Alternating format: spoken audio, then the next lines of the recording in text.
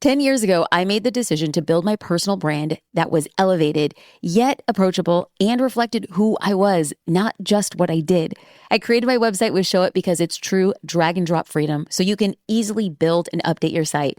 Plus, their real human support team, game changer. Want to try it for yourself? Head to jasminestar.com/show it for a 14-day free trial and first month free when you subscribe. And the more niche and specific your expertise is, the more valuable it becomes. Because when something's rare, man, it's worth more. And people are willing to pay more for that kind of certainty. Do you want to make more money? Want to live a healthier, longer life? Want a better relationship with your partner? Okay. Do you see what I just did there? I captured your attention by using 3 of the most engaging and desiring topics: wealth, health, and relationships. If you're struggling to grow your business, attract sales, or get clients, it's likely because you're not focused on one of these 3 categories. And you're not speaking to a very specific type of person about one of these categories. So that's what we're going to come in hot with here today. Getting more business, attracting sales, and getting clients with having a very specific niche. And in part 2, we're going to be talking about why health, wealth, and relationships are the most powerful and engaging content types. Okay, so first things first, why does your business even need a niche? Simply put, your niche and your offer are the foundation to everything you do. And let me tell you, if you're going to build something that lasts, you need a solid foundation. Your niche is a group of people that you're trying to reach with your marketing, and your offer is what you're selling them. If you don't get super clear on both of these things, it doesn't matter how good you are at marketing later on. Because here's the truth. If you can't connect with a specific group of people and offer them something they actually want, nothing else matters. I don't care how amazing you are at live video or funnels or choosing your branding colors. You could have the most valuable membership or product in the world. But if you don't define your niche and offer, none of that is going to move the needle. But let me be very clear here. Picking your niche and putting your offer together, it doesn't have to be perfect right from the start. Like, it wasn't for me. Here's the truth. Even if you somehow got it spot on from day one, the second you start marketing, putting yourself out there and creating content, you're going to realize there is still room to tweak, adjust, and refine. And that's a good thing. So instead of stressing over getting 100% of the things right today, just focus on what is right for you today and trust that it will evolve over time. Now, this doesn't mean jumping into a whole new niche every single week. It just means embracing small, steady improvements instead of obsessing over perfection. So this week on the show, we're going to get specific. I'm going to spend some time getting clear on your niche and offer, and that's exactly where you should be. Because here's the deal. When you have a clear niche and a clear offer, marketing and selling, it's just so much easier. But if your niche and your offer aren't clear, I have to tell you, friends, life feels hard. Marketing and sales feel impossible. And I know that this is where a lot of people struggle. They feel out of alignment. They start questioning themselves, or they're putting in so much effort thinking they're doing everything right, but they're not seeing results. And 9 times out of 10, it's not because they're bad at marketing or sales. It's because their niche and their offer are unclear. If you fix that, everything else gets way easier. So, like I said, this is important, but it doesn't need to be perfect right now. It just needs to be clear. Clarity over perfection, always. And the best part? Well, you're going to refine your niche and your offer over time. This is not like a one and done type of thing. It evolves as you evolve.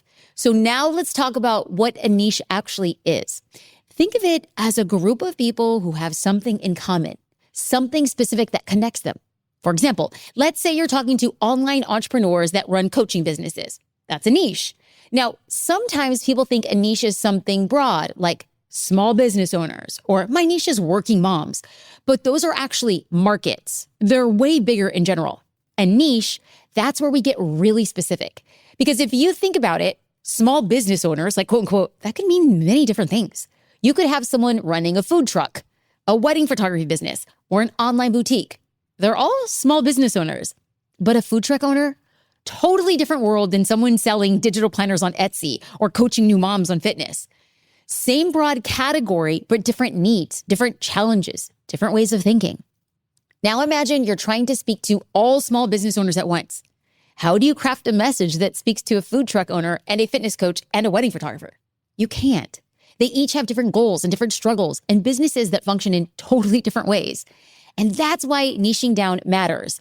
It's how you create a message that actually lands. Because when you try to talk to everyone, you end up connecting to no one. Does that make sense? Okay, so why do we even need a niche? Well, a niche helps us connect with a very specific group of people who truly understand us and we understand them. Like we understand what they want, what they struggle with, what keeps them up at night. We can craft a message that speaks directly to them. Think about it. A wedding photographer and a food truck owner. Small businesses owners, yeah, but their challenges, their goals, those are all different. When we say niche down, I am saying, hey, I see you. I get you. And what I offer, it's made just for you. That is the power of a niche. All right, now let's talk about why becoming a specialist is so important. In business, specialists are the ones who thrive. They make more money. They're more respected. And then this one's a big part. They're easier to find. Why? Because people are actively looking for experts. So your goal is to evolve into a specialist in your field for your niche. So how do we do that? By niching down, by honing in a specific skill set, a unique experience, something that sets you apart. So let's take doctors, for example. In every city, you have great, amazing general physicians.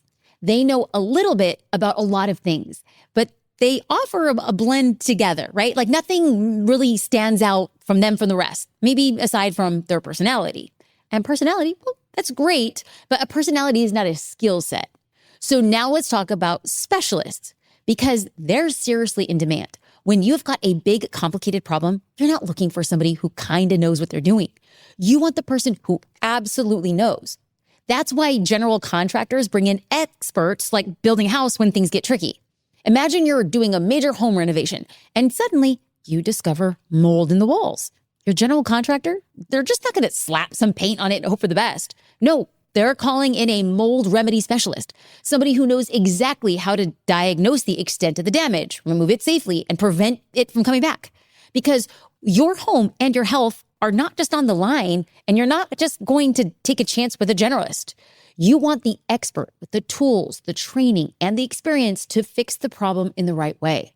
That's the power of specialization. It creates trust. It signals, I've got this down to a science. And the more niche and specific your expertise is, the more valuable it becomes. Because when something's rare, man, it's worth more. And people are willing to pay more for that kind of certainty. Niching down is all about starting with a broad category, let's say like health, and then refining it to a specific submarket, such as like holistic wellness. But we're not going to stop there. We need to go even deeper into a niche like stress reduction through meditation, improving gut health with probiotics, or boosting energy levels naturally with functional nutrition. Okay, it's a process of getting more and more focused as you go. And that focus is what sets your business apart. We're going to dive deeper into this soon, but just for right now, I want to introduce you to the idea of 3 core markets. It's essential to know which market you're in, and way more importantly, what you're truly offering. Whether you're helping people manage stress, strengthen their parenting skills, or start a side business, at the core of it all, you're addressing one of these 3 fundamental human desires: health, relationships, or financial security. And honestly, I find this fascinating. These are 3 areas that shape nearly every aspect of our lives, but they're barely taught in school. And that, to me, is a massive opportunity. Not just because you can use it to build a business in one of these markets, but to create something that genuinely helps people transform their lives. Imagine building a membership that empowers people to develop healthier habits, create deeper connections with their loved ones, or gain financial independence. That is real impact. We're going to talk more about that soon in future episodes, but I just want you to start thinking, which market are you actually in? And what are you really selling? Because at the end of the day, that's what your audience is looking for. People want to feel their best. They want meaningful relationships. They want financial stability. That's the bigger picture. And once you see it, everything about your position and how you position your business, well, it starts to make sense. All right, let's talk about how to validate your niche. And then I'm going to walk you through an example so you can see exactly how this process works and how you can do it for yourself. So this is a game changer when it comes to making sure your niche is solid. It's like a little grading system for your business idea. It's going to help you figure out if it's got what it takes to actually work. So we just went over 3 big markets, and by now you probably have a general idea where you fit in: health, wealth, and relationships. When most people start their business, they usually have some kind of like gut feeling about what they want to do. Maybe it's a little bit fuzzy. Maybe sometimes it's crystal clear, but either way, you've got some direction. Now, you might be leaning towards health or fitness, or maybe you're drawn towards helping people with love, relationships, or dating, or perhaps you're all about guiding people in business, sales, or money matters. Either way, you're heading in a direction. But when it comes down to really nailing down your niche, there are 4 key things to check off your list. Ideally, your niche should hit all 4 of these. Think of it like a test. Each box is worth 25%. If you check off all 4, congratulations, you have an A+ niche.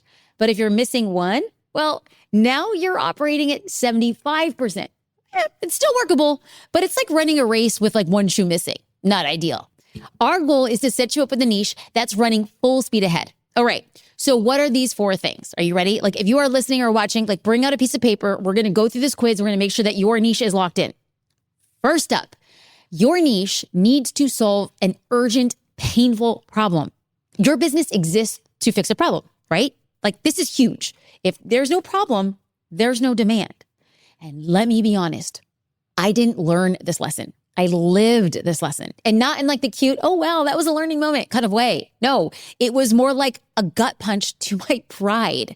Way back when I was getting my feet underneath me, I poured everything, like my time, my energy, my heart, into creating a branding guide for small business owners. I thought if I could just show people how powerful and well-thought brand is, they're going to get it. They're going to be obsessed. They will buy. Spoiler alert, they did not buy it.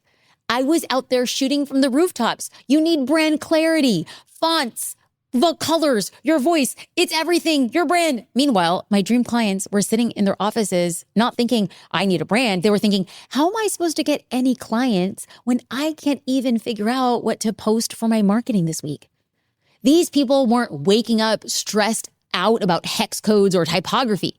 They were overwhelmed by the fact that their business felt like it was being held together with like duct tape and a prayer.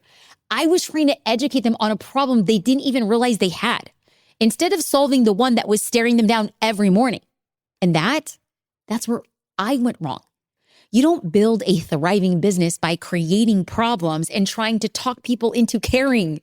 You build a business by stepping into the chaos they're already in and saying, hey, I've got you. So here's the shift. Get to know your people. Like really know them.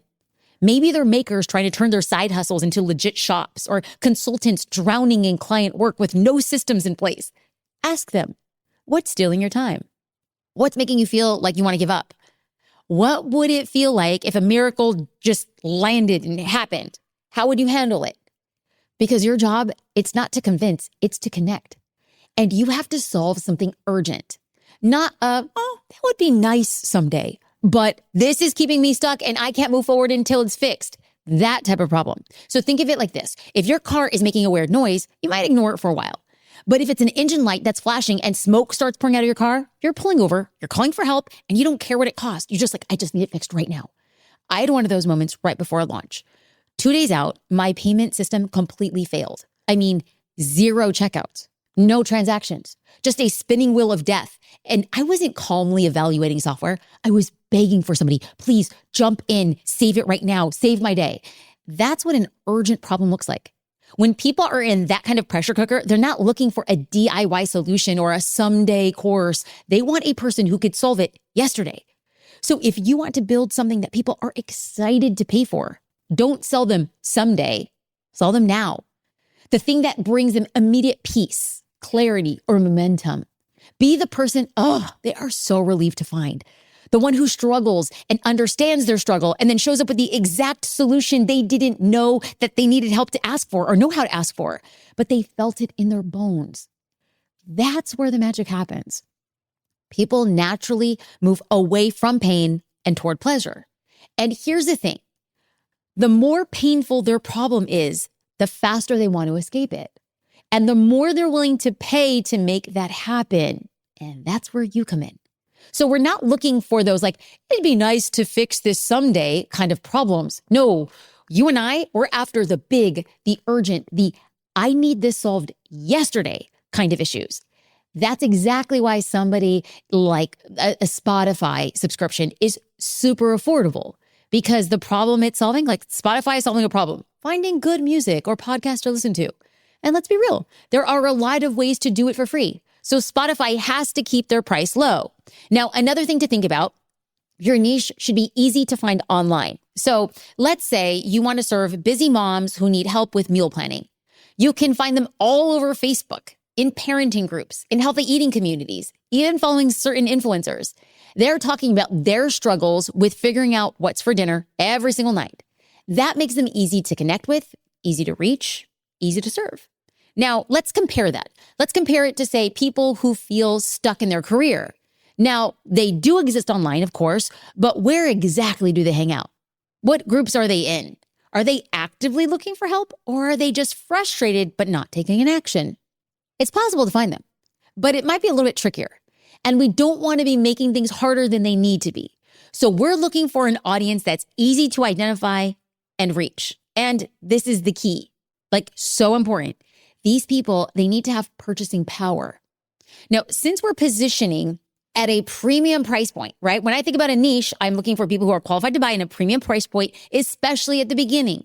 We need to make sure our audience can comfortably afford to invest in a solution. Urgent problem, easy to find, willing and able to pay. Okay, those are the three categories, each 25%. Now, the last one, finally, we're looking for growth. You don't want to build a business around something that's fading out, like creating, let's just say, like a membership site for Clubhouse or Tumblr, because those platforms, those are long gone. You want to be in a space that's growing, that has staying power, that people are excited about right now and will still care about like years down the road. So as you're brainstorming your niche, ask yourself, is there an urgent problem? Can I easily find and reach these people online? Do they have a budget to invest? Is this a growing market?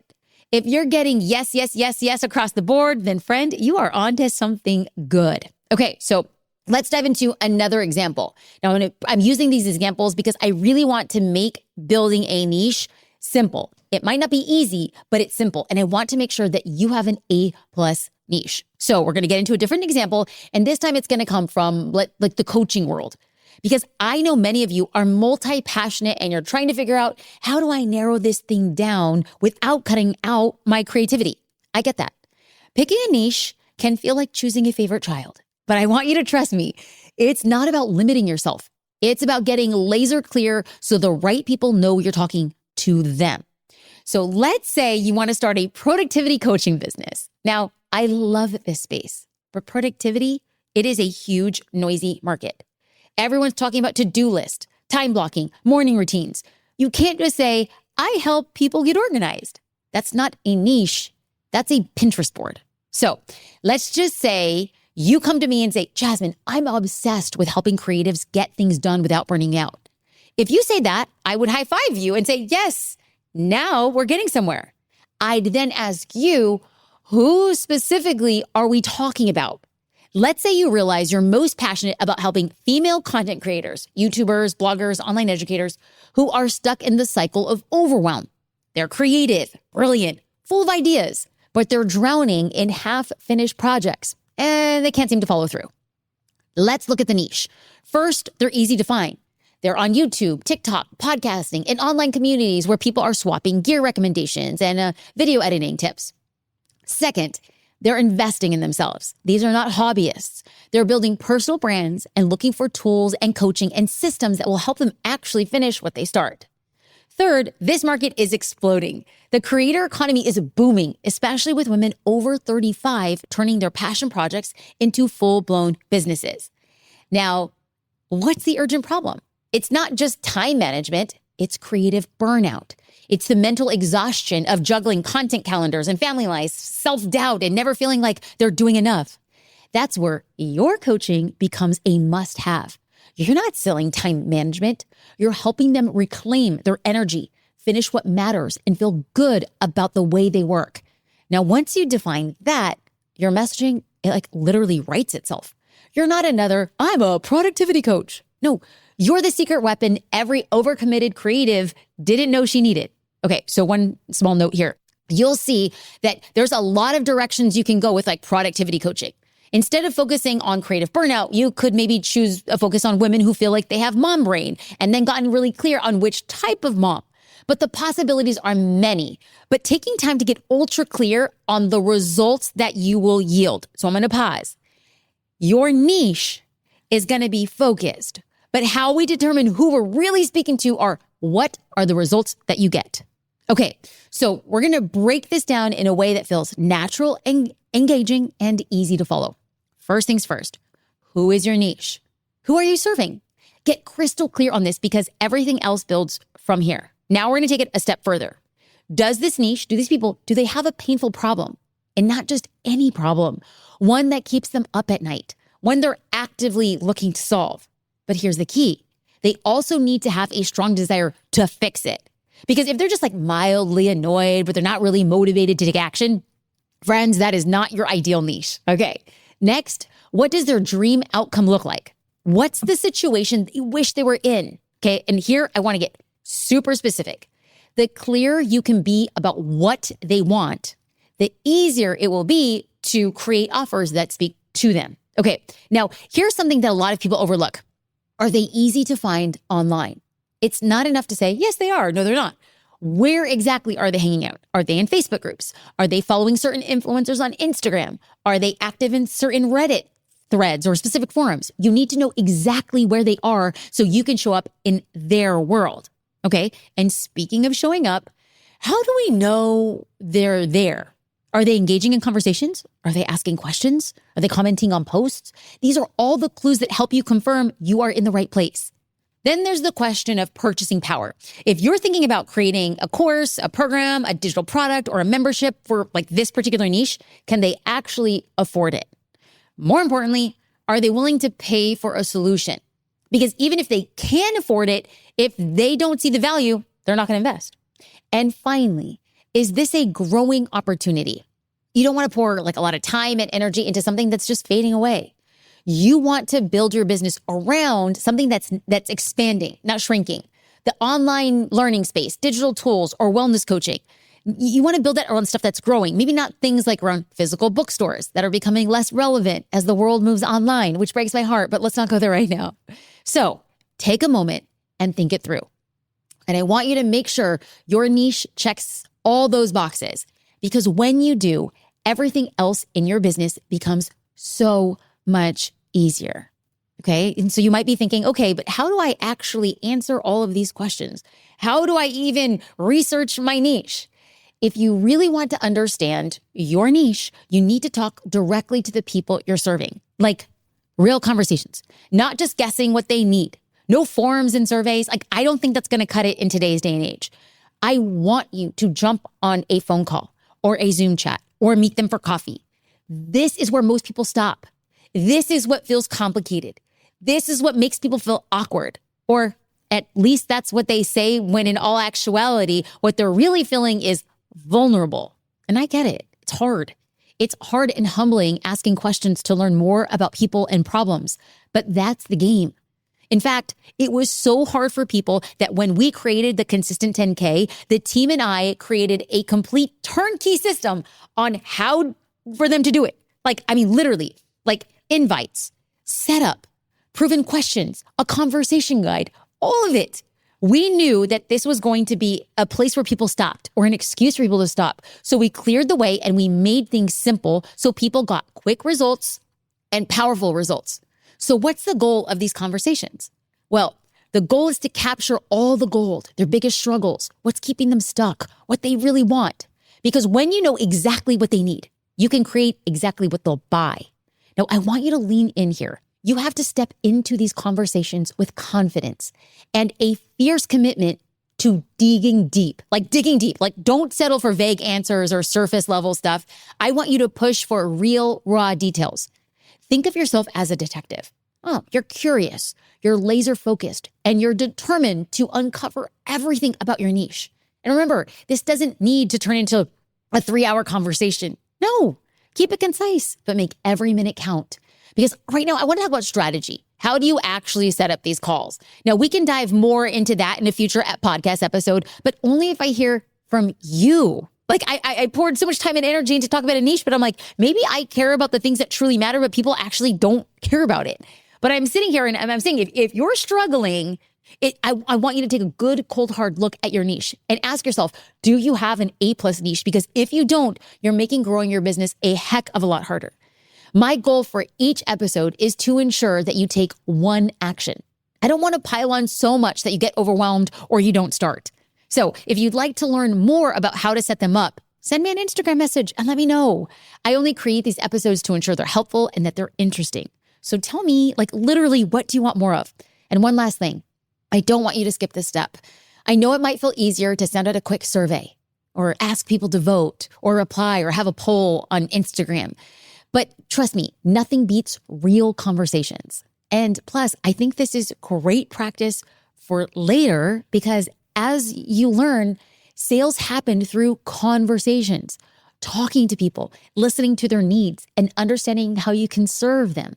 That is the foundation of a successful business. So you're going to hear me say, get out there, start having conversations and watch. I promise you how much clarity and confidence you're going to gain. And if you have any questions, I'm here to help. And if you'd like more information about my program, the Consistent 10K, the 90-day program that helps you build a digital business with consistent 10K months, send me an Instagram message with the comment 10K. I can't wait to send you more information and connect with you. And like always, if you have found this valuable, send me a DM or tag me in a story so I can personally reach out and thank you. If this has been valuable to you as you build your niche, I'm sure you know a friend or somebody you care about deeply in your life.